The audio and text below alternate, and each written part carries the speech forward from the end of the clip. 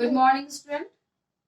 Today our topic is our first chapter of NCERT, that is solution. Okay. We've studied about the solution from class 9.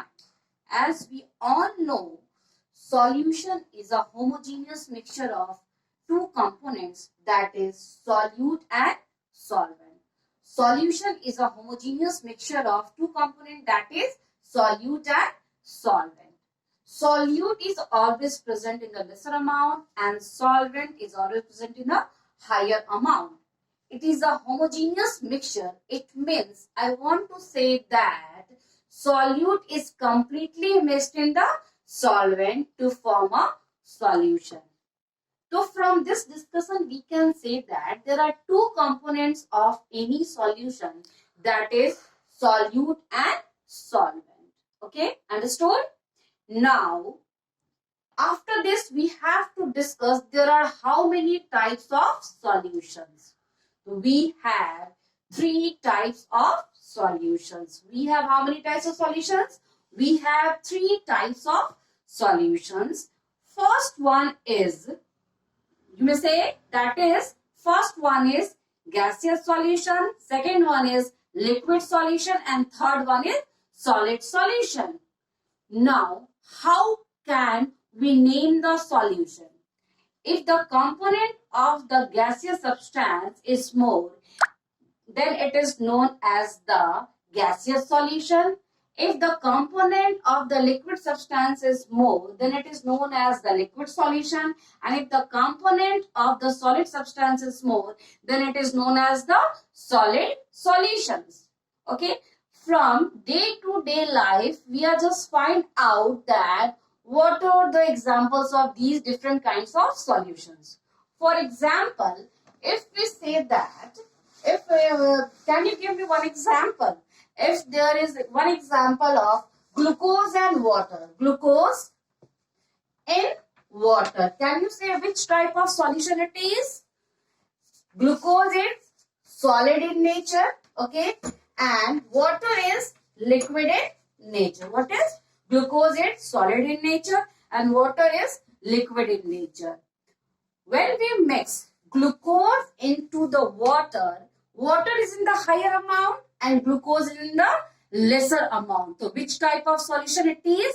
It is a liquid solution because the concentration of water is more as compared to the concentration of glucose. Okay. Then here we can say that glucose is solute and water is solvent. So we can say that it is an example of liquid solution. Glucose in water is an example of liquid solution. Now, give me one example of solid solution. Solid solution, it means solvent is present in the solid state. Okay. Can you say an example? We have so many examples of it. Let us take another example. When oxygen is dissolved in nitrogen, it is an example of gaseous solution. When oxygen is dissolved in nitrogen, it is an example of gaseous solution. Okay. Just in our atmosphere, in the air, there are so many gases are present.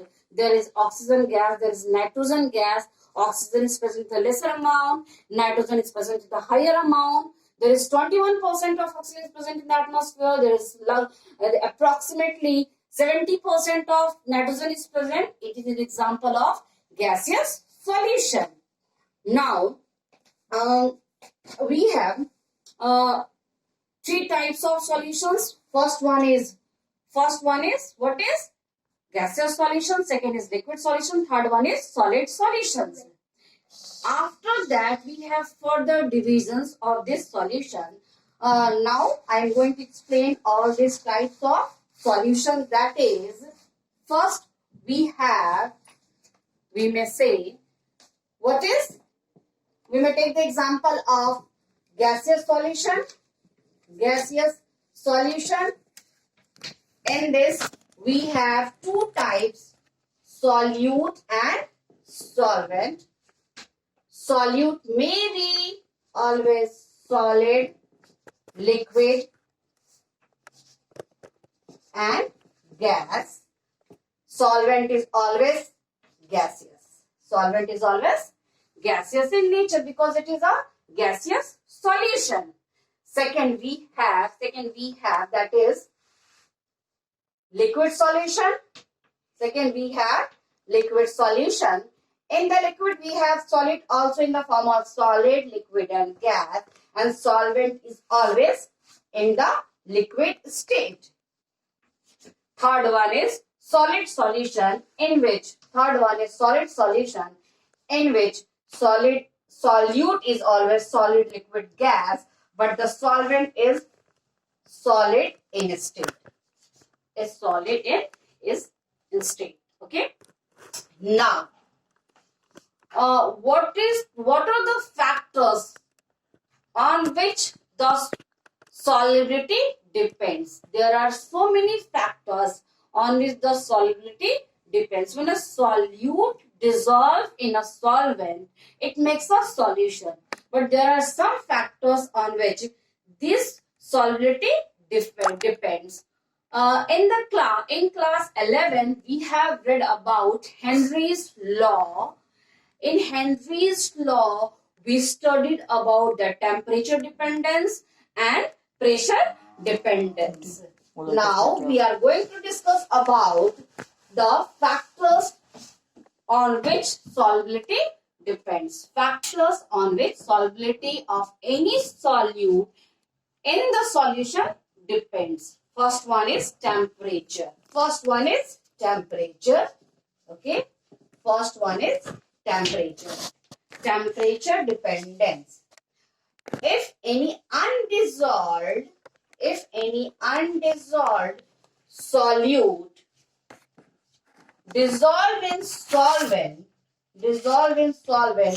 to form solution, there is delta H. Delta H. It may be positive or it may be negative. When delta H is positive, the reaction is, which type of reaction it is? It is of endothermic reaction. When delta H is negative, it is exothermic reaction. What is the meaning of exothermic reaction and endothermic reaction?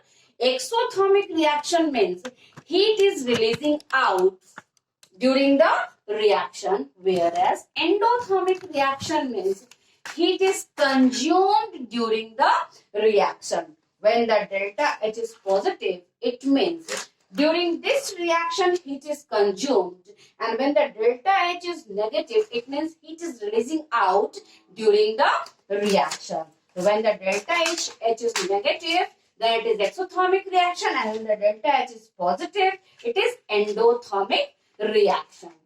Now, what is the relation of temperature dependence on this delta H? In the case of delta H, when the delta is negative, when the temperature increases, dissolution decreases. When in the reactions, in all the kinds of reactions in which delta H is negative, when the temperature increases, dissolution decreases. Whereas when the delta H is positive, when the temperature increases, dissolution increases. Okay? When the delta temperature increases, dissolution increases. So this is the relation with the endothermic reactions and the exothermic reactions. I think you all have understood the relation between the temperature and the exothermic reactions, endothermic reactions during the making of the solutions. When we mix solute into the solutions. After that, understood? Everyone understood or not? If there is any query, then please contact me. Now, our next topic is solid liquid solutions. We will discuss about the solid liquid solutions. Okay. Can you give the example of solid liquid solutions? So many examples. One example I have already given, that is glucose in water. From your side, it should be a salt in water, it should be sugar in water. There are so many reactions we have. So after this, which forces allowed the solute to dissolve in the solution? Which forces? In class 11th, we have already studied about that there are so many interactions, there are so many forces that exist between the molecules. Okay? Can you say? Lattice energy, hydration energy, dipole-dipole interaction. These are the forces present in the solid molecules or in the any substances. In the case of solid molecules, when the solid is present in the ionic solid is ionic compound, then the energy is the lattice energy. When these kind of compound dissolve in water, then there is a release of two energy. One is lattice energy, another is the hydration energy. When hydration energy is greater than the lattice energy, then only compound can be dissolved in water. When the hydration energy is greater than the lattice energy, compound can be soluble in water. I am giving one example, such as the example of NaCl salt in water. Na and Cl both Na and Cl, we have one compound, that is NaCl. It is an ionic compound. NaCl is an ionic compound. It means it exists in the form of ions. Okay? It exists in the form of ions, Na plus and Cl minus. In which type of force exists between these ions? Electrostatic force. The force is electrostatic force. Electrostatic forces occurs in the oppositely charged ions. When these type of ionic compounds dissolve in water, energy is released known as the hydration energy.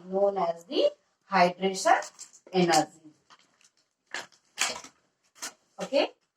NaCl is always present in the lattice structure. NaCl is always present in the lattice structure, that is a structure, tube-like structure. Okay. This is known as the unit cell and it is a lattice structure. NaCl is always present in the form of a unit cell. When NaCl is to dissolve in water, there is two energies are coming out. One is lattice energy, another is the hydration energy. NaCl only dissolve in water only when hydration energy, this energy is greater than lattice energy. In this case, the bond between the ions broken down and all the ions get surrounded by the OH minus ions of water, and in this way hydration energy is greater than the lattice energy. NaCl got dissolved into the water. Just like this, Na plus and the Cl minus.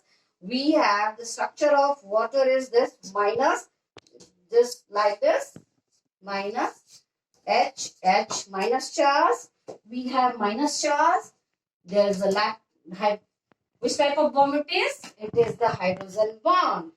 This Na plus is surrounded by so many water molecules. This Cl minus is also surrounded by so many water molecules. And this is the dissolution of NaCl into the water. Okay? I think you understood how NaCl dissolve in water.